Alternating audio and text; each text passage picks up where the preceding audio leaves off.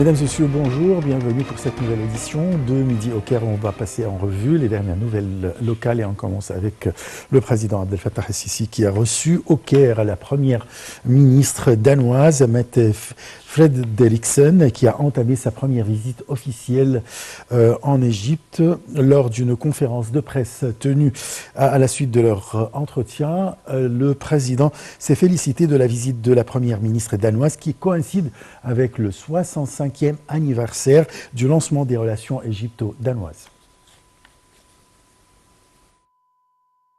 Le président Al-Sisi a tenu une conférence de presse avec la première ministre danoise, Mette Frederiksen, qui a entamé sa première visite officielle de 3 jours en Égypte.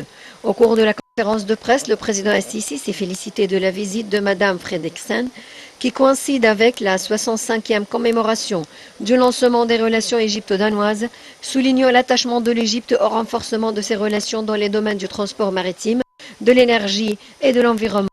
Le président Al-Sisi a d'autre part indiqué avoir examiné avec la première ministre danoise un nombre de dossiers à la tête desquels figure celui des droits de l'homme. Le président a affirmé que Mme Frederiksen s'est montrée très attentive à la vision de l'Égypte sur ce dossier. Le président Al-Sisi a ajouté qu'il avait examiné avec la première ministre danoise la question de l'immigration clandestine, soulignant que l'Égypte a accordé un intérêt majeur à ce dossier et que depuis 2016, aucun navire n'a quitté l'Égypte à destination de l'Europe ayant son bord des migrants clandestins. Évoquant le barrage éthiopien de la Renaissance, le président Al-Sisi a mis l'accent sur la nécessité d'aboutir à un accord contraignant sur le remplissage et la mise au fonctionnement du barrage. Par ailleurs, le président Al-Sisi a souligné que la crise russo-ukrainienne a affecté le monde entier et a souligné que toutes les puissances mondiales doivent conjuguer leurs efforts pour mettre un terme à la spirale de violence. De son côté, la première ministre danoise, Mette Frederiksen, a déclaré que ses discussions avec le président Al-Sisi étaient fructueuses et qu'elle intervenait à un moment crucial pour le monde entier. Selon elle, les discussions ont principalement porté sur les dossiers de l'énergie et de la migration clandestine. Madame Frederiksen a d'autre part félicité l'Égypte pour l'organisation réussie de la conférence sur le climat, la COP27. Elle a également exprimé son plaisir de coopérer avec l'Égypte pour contrôler les frontières afin de lutter contre le trafic humain.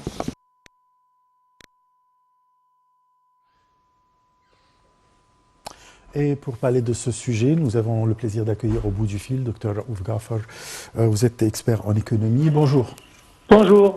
Alors, parlez-nous des relations entre l'Égypte et le Danemark, mais aussi des pays scandinaves en général. L'Égypte, dernièrement, fait tous ses efforts pour améliorer ses relations avec tous les pays du monde sans exception. Et les pays de Scandinavie, entre autres le Danemark, c'est une partie de l'Europe importante, disons. Et on a toujours gardé des relations équilibrées avec cette zone, si je peux l'appeler. Mais en principe, dans le contexte de fortifier et augmenter les relations bilatérales, économiques, politiques, etc., entre l'Égypte et tous les pays, la visite de la première ministre du Danemark ici, les derniers jours, c'est un exemple de ce qui se passe. C'est la première visite d'un premier ministre du Danemark en Égypte, ce qui donne une importance à cette visite, une visite officielle. Et elle s'est entretenue avec le président Sisi. On a discuté de beaucoup de choses. Sur le plan politique, les points de vue sont bien coordonnés. Le Danemark a confirmé sa position en ce qui concerne le barrage de Renaissance et que le droit de l'Égypte doit être conservé dans l'eau et qu'il doit y avoir un accord entre les 3 pays, etc. Ça, c'était important du point de vue politique. On a parlé économiquement de beaucoup. On a présenté les possibilités d'investissement en Égypte dans beaucoup de domaines, surtout à propos des énergies renouvelables, hydrogène, etc. Bref, relation très bonne entre l'Égypte et les pays scandinaves et à la tête vient le Danemark. Donc, certainement, des relations sur le plan personnel entre le chef d'État et les dirigeants là-bas et les deux peuples. Et nous espérons que les relations bilatérales sur tous les niveaux augmentent et s'améliorent. Je vous remercie beaucoup, Dr. Raouf Jafar. Je rappelle que vous êtes expert en économie. Le Premier ministre Mostafa Madbouli a visité la région des jardins de Fustat et celle de Sour Magra El Ayoun, située bien sûr au Vieux-Caire, pour y suivre les travaux du développement. Il s'agit de l'un des projets nationaux lancés pour la restauration et le développement du Caire historique. Le Premier ministre Mostafa Madbouli a déclaré que le développement des jardins de Fustat constitue l'un des plus importants projets de la restauration des zones historiques et antiques qui représentent un nouveau poumon vert au cœur de la capitale. Au cours de sa visite dans la région des jardins de Fustat, M. Madbouli a donné des directives pour accélérer le rythme du processus de jardinage dans la zone du projet et a exprimé avec les responsables concernés certains aspects de l'infrastructure nécessaire pour le jardinage de ce projet. M. Madbouli s'est également informé des détails sur les travaux en cours dans ce projet, ainsi que sur le calendrier fixé pour son achèvement. Le Premier ministre s'est par ailleurs rendu sur la zone culturelle, l'une des 8 zones principales du projet. Cette zone est créée sur le cours d'eau reliant l'esplanade de la mosquée de Amr ibn al-As et le lac de Ain el-Haya. Dr Madbouli a d'autre part visité la région des collines de Fustat et inspectant les travaux en cours.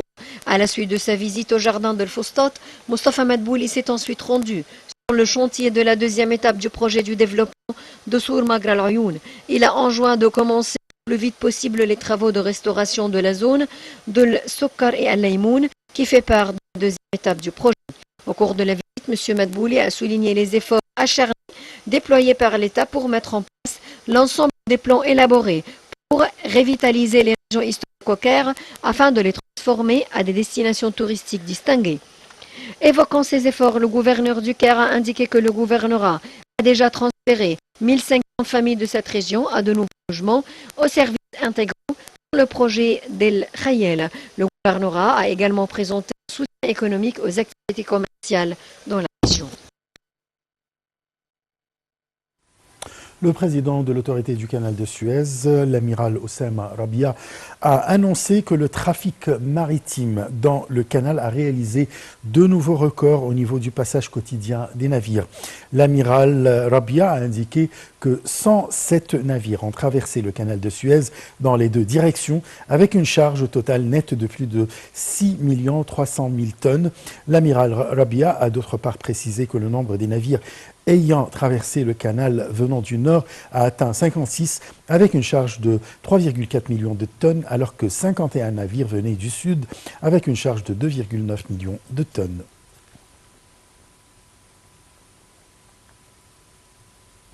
Le chef de la diplomatie, Sameh Choukri, s'est entretenu avec Madame Fadwa Barghouti, l'épouse de Marwan Barghouti, le dirigeant palestinien du mouvement Fatah, détenu dans les prisons israéliennes. Au cours de la rencontre, Choukri a évoqué les efforts intensifs déployés par l'Égypte pour parvenir au calme dans les territoires occupés et relancer le processus de paix afin de réaliser les demandes légitimes du peuple palestinien à la création de son État.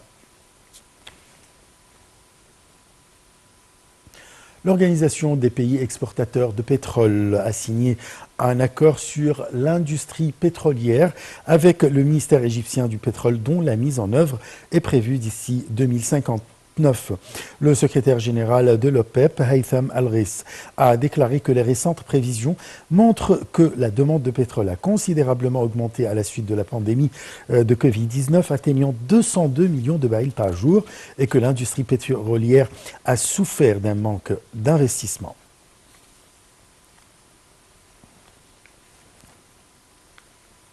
Le ministre de la Santé et de la Population, Khaled Abdelghafar, a souligné hier que le dossier de la santé était en tête des priorités de la direction politique puisque l'État n'épargnait aucun effort pour assurer tous les outils et les moyens de soutien nécessaires à une vie salubre, sûre et décente aux citoyens égyptiens.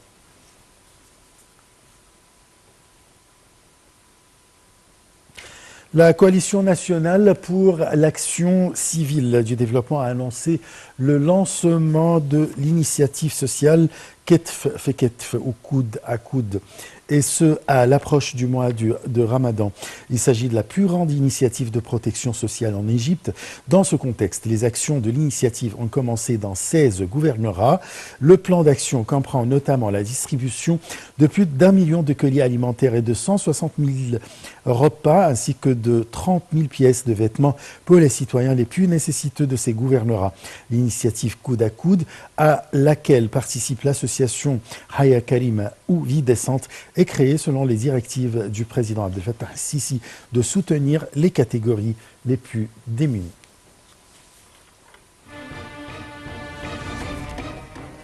Fin de cette édition, merci de l'avoir suivi. Très très bonne journée. Au revoir.